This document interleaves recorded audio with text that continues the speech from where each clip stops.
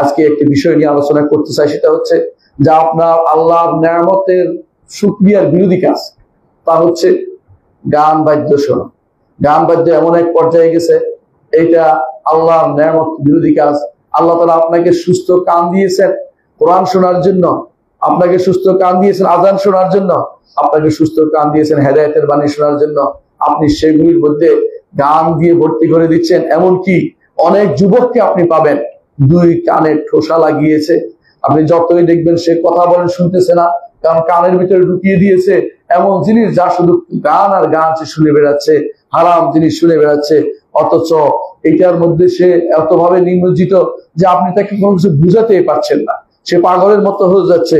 এটা আসলে আল্লাহর কাছে যাওয়ার মধ্যে আপনাকে বাধা সৃষ্টি করছে, আল্লাহ সন্তুষ্টির ক্ষেত্রে বাধা সৃষ্টি করছে, আল্লাহর নৈকট্যের পথে সেটা বাধা সৃষ্টি করছে। আর এটা সে বেবিচারের পথকে উন্মোচন করে দিচ্ছে। যত বেশি গান শুনবে তত বেশি বেবিচারের পথ উন্মোচিত হয়ে যাবে। ইসলামের দৃষ্টিতে গান বাদ্য সম্পূর্ণ হারাম। ইসলামের দৃষ্টিতে গান বাদ্য করা হারাম। ইসলামের দৃষ্টিতে গান বাদ্য করা হারাম। এমনকি যদিও সেটা কোনো বাদ্য যন্ত্র বাদে হয় তবুও গান হারাম ইসলামের দৃষ্টিতে। আর ওই গানটি হারাম যাতে নারী সংগঠিত বিষয় আছে, অথবা কোনো এমন কোনো বিষয় আছে তাকে অন্যায় কাজে প্রবৃত্ত করবে, অথবা এমন কোনো কণ্ঠ আছে যেই কণ্ঠটা হারাম কণ্ঠ, যেমন নারী কণ্ঠ পুরুষের জন্য, পুরুষের নরম কণ্ঠ নারীর জন্য, যা তার মধ্যে অশ্লীলতাকে জাগ্রত করে দিবে, তার মধ্যে খারাপ কোনো প্রবণতা তুলে দিবে, এমন প্রতিটি জিনিস ইসলাম হারাম ঘোষণা করেছে। যদি বাদ্যযন্ত্র দিয়ে এর সাথে যুক্ত হয় তাহলে হারাম আরো বাড়ে। এর অর্থ এই নয় যে বাদ্যযন্ত্র হবে হালাল হবে, এটা নয়, বরং তখন হারামের মাত্রা আরেক ডিগ্রি বেড়ে যায়। আলেমরা এই বিষয়ে ইজমা বর্ণনা করেছেন যে এটা হারাম। আর আলেমরা এটাও বলেছেন যে যদি বাদ্যযন্ত্র দিয়ে করা হয় সেটা আরো বেশি হারাম। এটা 4 ইমামের বক্তব্য। আবু হানিফা, মালিক, শাফি, আহমদ সবাই এই মতের অধিকারী। শেখ হুসাইন ইবনে তাইমিয়া রাহমাতুল্লাহ আলাইহি বলেন 4 ইমামের মত হচ্ছে যে যাবতীয় গানের সামগ্রী হারাম, যাবতীয় গানের কর্মকাণ্ড হারাম। এর কিছু অনেক দলিল রয়েছে, আমি কয়েকটি দলিল উল্লেখ করব। 1 নম্বর দলিল হচ্ছে সূরা লোকমানের 6 নম্বর আয়াত। আল্লাহ তাআলা বলছেন ওয়ামিনান নাসি মাইয়াশতারি লাহওয়াল হাদিস লিয়ুদিল্লা আন সাবিলিল্লাহি বিগাইরি ইলমিন ওয়া ইয়াত্তাখিযা হুজওয়া উলাইকা লাহুম আযাবুন মুহিন। মানুষের মধ্যে এমন কিছু মানুষ আছে যারা ক্রয় করে লাহওয়াল হাদিস, আপনাকে ভুলিয়ে রাখার মতো কিছু কথা ক্রয় করে। সেটা কি, সেটা ব্যাখ্যা আসছে। অর্থাৎ আপনাকে আল্লাহ থেকে দূরে সরিয়ে রাখে, দিন থেকে দূরে সরিয়ে রাখে, কোরআন থেকে দূরে সরিয়ে রাখে, হাদিস থেকে দূরে সরিয়ে রাখে। এই লাহ বলে কোনো কিছু থেকে কাউকে ভুলিয়ে রাখা। তো আপনাকে যে জিনিস থেকে ভুলিয়ে রাখে এমন জিনিস, মানুষের মধ্যে কিছু মানুষ আছে যারা এমন জিনিস কিনে থাকে যাতে করে লিউদুল্লাহ আন সাবিলিল্লাহ, আল্লাহর পথ থেকে যাতে করে তাকে বিভ্রান্ত করতে পারে, বিভ্রান্ত দূরে সরিয়ে দিতে পারে। বেগাইরে ইলমি, তাদের জ্ঞান নেই। ইয়াত্তাখিযা হুজুয়া, তারা এটাকে আল্লাহ তাআলার পথকে ঠাট্টার কাজ বানিয়েছে। অর্থাৎ অনেকেই আছে অন্যায় করে, অন্যায়ের সাথে আবার অন্যায়টাকে শুধু করে যাচ্ছে, তার মধ্যে অপরাধ বোধ নেই, তার মধ্যে সে শুধু মনে করছে এটা কিছুই না।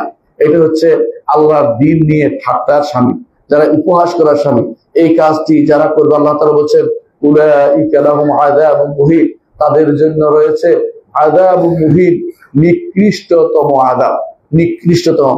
অর্থাৎ তাদের জন্য রয়েছে এমন আযাব, হীনতম আযাব। অর্থাৎ তাদের সেটা এই আযাব অত্যন্ত অত্যন্ত কঠিন তাদের আযাব রয়েছে এবং অপমানজনক আযাব তাদের জন্য রয়েছে। ইবনে মাসউদ রাদিয়াল্লাহু আনহু বলেন এখানে লাহওয়াল হাদিস বলতে বুঝাইছে আল গিনা ও আশবাহু, গান এবং এর গানের মতো যা আছে এগুলিকে লাহওয়াল হাদিস বলা হয়েছে। লাহওয়াল হাদিস তো গান এবং এই জাতীয় যেগুলো আছে আল্লাহর পথ থেকে যা দূরে সরিয়ে রাখে সবগুলি লাহওয়াল হাদিস।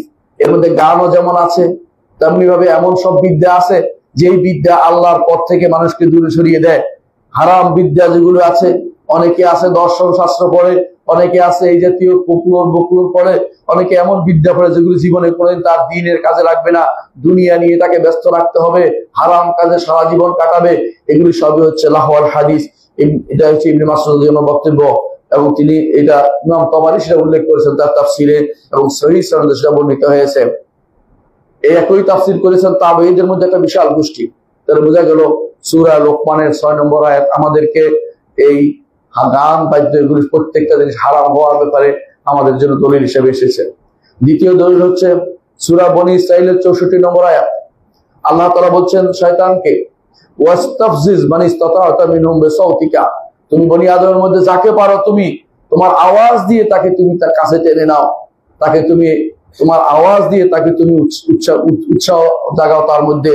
ইমাম মুজাহিদ রাহমাতুল্লাহ আলাইহি বলেন, মুজাহিদ ইবনে জাবাল ইবনে আব্বাসের ছাত্র, তিনি বলতেছেন ওয়াল গিনা ওয়াল মাযাবির, এই যে এই সাউত শয়তানের আওয়াজটা হচ্ছে গান এবং বাদ্য হচ্ছে শয়তানের আওয়াজ, এটাও ইমাম তাবারী বর্ণনা করেছেন। তৃতীয় আরেকটি দলিল হচ্ছে যে আমরা দেখতে পাই সূরা আন-নাজমের মধ্যে, সূরা আন-নাজমের 59 এবং 61 থেকে 61 নম্বর আয়াতে আল্লাহ তাআলা বলছেন, আফামিন হাযাল হাদিসে তাআজাবুন, আল্লাহর বাণী যখন তোমাদের কাছে আলোচনা করা হয়, পড়া হয়, তখন তোমরা আশ্চর্য হতে থাকো। ওয়া তাদহাকুন, হাসাহাসি করো। ওয়ালা তাবকুন, কান্নাকাটি করো না। ওয়া আনতুম সামিদুন, তোমরা সামিদ করো, অর্থাৎ তোমরা গান বাদ্যে বিভিন্ন কর্মকাণ্ডে তোমরা আল্লাহর বাণী থেকে মুখ ফিরিয়ে থাকো।